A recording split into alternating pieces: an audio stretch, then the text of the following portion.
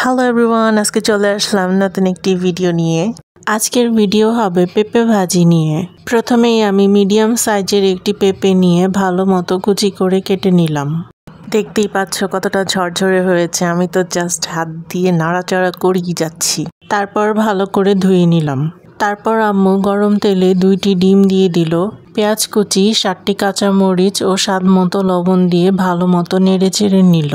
তার মধ্যে দিয়ে দিল 2 চা চামচ মাংসের মশলা।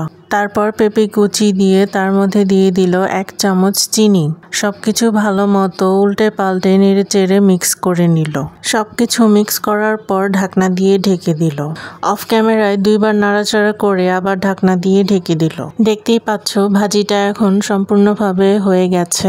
ভাজিটা এখন ভাত, পরোটা, রুটি দিয়ে খাওয়ার জন্য প্রস্তুত। আপনারা চাইলে পেঁপে ভাজিটা সিঙ্গারা ও রোলের পুর হিসেবেও ব্যবহার করতে পারেন। অর্ধেক ভাজি দিয়ে আম্মু আবার আমার ছোট বোনের জন্য সিঙ্গারা বানিয়ে নিল। গরম তেলে সিঙ্গারাগুলো ভাজার পর আম্মু একটি পাত্রে তুলে নিল। এভাবে একবার বাসায় ট্রাই করে অবশ্যই কমেন্টে জানাবেন আপনাদের কেমন লেগেছে। ভিডিওটি ভালো লাগলে please like, comment, share with our friends and family and don't forget to subscribe our channel Tanirud Vlogs and hit the bell icon.